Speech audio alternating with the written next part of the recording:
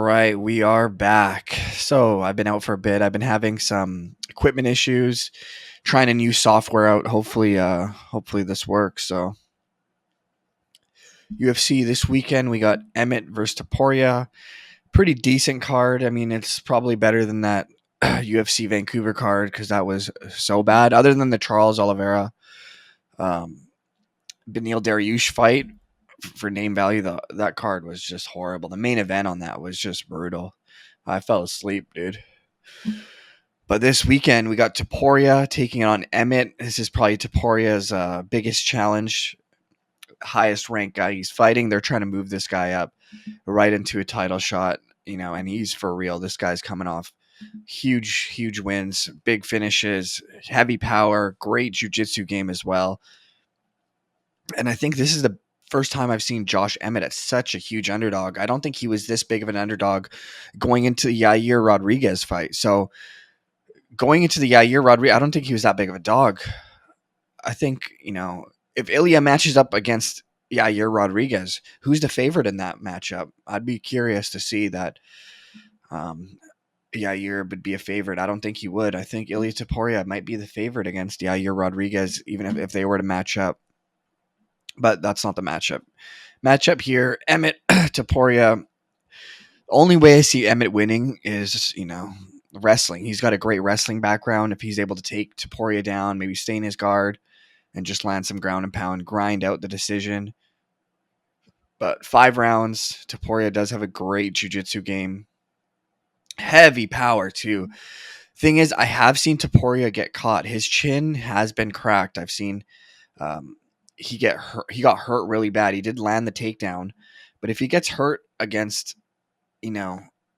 by Josh Emmett, it's going to be hard for him to land that takedown. Jai Herbert, landed a huge knee. He's a really tall 145er, landed a big knee on Ilya Topuria, and Ilya Topuria was rocked, was able to get that takedown, and, ended the round on top. But if Josh Emmett cracks Ilya Topuria, he's not going to be able to take Josh Emmett down. Josh Emmett has a wicked takedown defense.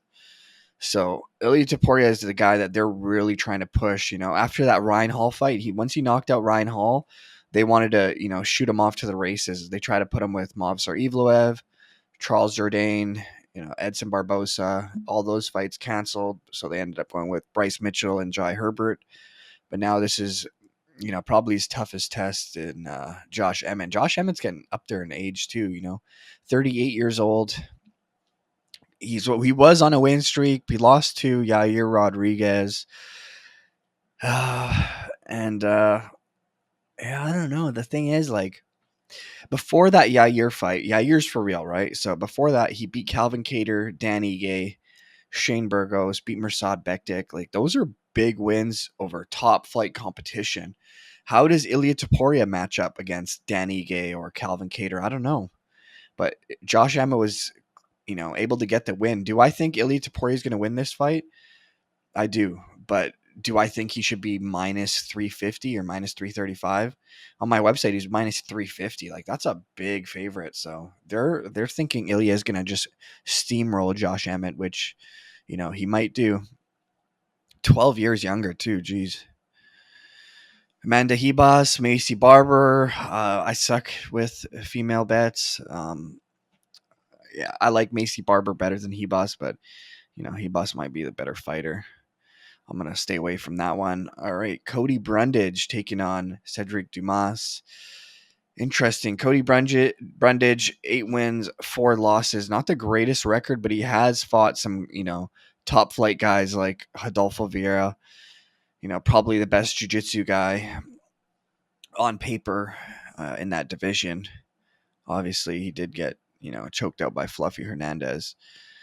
So he's 2-2 in his last 4 fights. He did lose to top flight guys, taking on Cedric Dumas. Haven't really seen too much of this guy. He was on the Contender Series. He had a quick fight, 40 seconds, was able to get the guillotine win. His first fight in the UFC, he got guillotine choked. So Josh Fremd was able to guillotine choke him, and now he's fighting Cody Brundage. I'm slightly leaning toward with Cody Brundage on this one, but that one is not a guaranteed at all. David Onama taking on Gabriel Santos. David Onama, his last fight, took on Nate Lander. Nate Lander just fought that dogfight with Dan Ige. Tough dude. So David Onama 2-2 in his last four as well. Did beat Gabriel Benitez. Gabriel Benitez not bad. Taking on Gabriel Santos, Brazilian dude. What the hell is going on here? All right, so Gabriel Santos, he had a great record. Was 9-0 or 10-0 going into the Lerone Murphy fight, who Lerone was also undefeated. Lost a split decision to Lerone Murphy, which is pretty impressive. Lerone's on a roll right now, 12 wins, 0 losses. Yeah, I'm going with Gabriel Santos on that one. I think if he lost a split decision to Lerone Murphy, he was undefeated before then. This guy is for real. I'll go with Gabriel Santos on that one. This guy I've been looking forward to on this fight. Brendan Allen, he's really, been surprising me. His game is completely just got way more better. Ground game, striking, takedowns, submissions. He was able to submit Andre Muniz, took Andre Muniz's back and, finished Andre Muniz with an RNC. Andre Muniz has a wicked jiu-jitsu.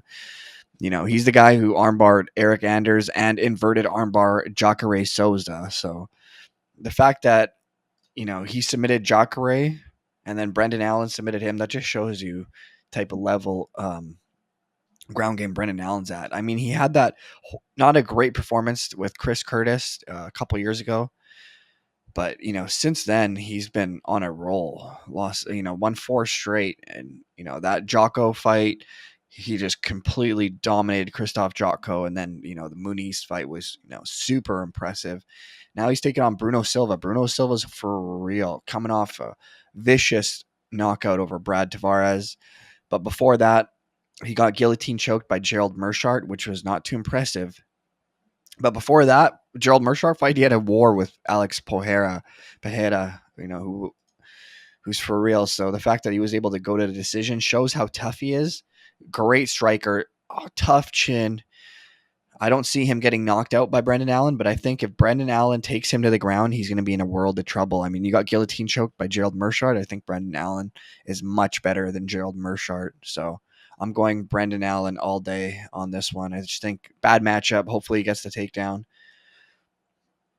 Now this is interesting. Both guys, Phil Rowe, Neil Magny, super tall for that division. Both guys 6'3", fighting at 170. Both guys got pretty good ground games. Phil Rowe was actually competed against Gordon Ryan in a jiu-jitsu match. Got, dominated, but the fact that, you're still in there and competing with guys like Gordon Ryan shows, you do have a good ground game. Gordon Ryan was just playing with him though, but Neil Magny, Phil Rowe, I'm going over on that one. Neil Magny's just coming off a submission loss to Gilbert Burns. He got arm triangled, no shame in losing to Dorino Burns. And Philip Rowe just knocked out Nico Price in his last fight, which is super impressive. Super impressive. I think Phil Rowe might be able to get this done against Neil Magny. Yeah, I think I don't know. I'm not betting Magny on that one. I don't like Magny in this one. All right, Zalgas Zumagolov. This guy came over with a lot of hype. Kazakhstan dude came over with a lot of hype with Shavkat Rakhmonov and just has not lived up to the hype whatsoever. Let's see here. So his last 6 fights, he's got 5 losses. 5 losses in your last 6 fights. Last 3 fights, you lost. Last 2 were split decision losses, but you lost 5 out of your last 6 fights. I mean, if you lose 6 out of your last 7 fights, that's it for you. UFC's giving this guy all the chances he can get. He's taking on Joshua Fearless Van. 21 years old, one of the youngest guys, in the UFC currently. It's going to be his first fight in the UFC, and I think they're going to match him accordingly. 21-year-old kid, I don't think they're going to match him with, a killer. It just doesn't make any sense. They're going to want to try to build this kid up, which makes sense. So I think Joshua Vance should be able to get it done against Zalgas Zumagolov, which is actually interesting because on my website he's an underdog. So Zalgas, lost 5 of the last 6 fights, and he's a favorite going in. I don't know about that. I mean, those last two were split decision, close fights, but yeah, I don't know. So Austin Lane takes on Justin Tafa. Justin Tafa, he's like a mini version of Mark Hunt, but he's a big boy too. Maybe not as big as Mark Hunt, but similar build. Sort of look similar tattoos as well. Thing is, Austin Lane is 6'6". Jeez, Justin Tafa, 6 foot tall. It's gonna be significant reach advantage. So Justin Tafa coming off two very impressive wins. He head kicked Harry Hunsucker and knocked out Parker Porter. In the first minute.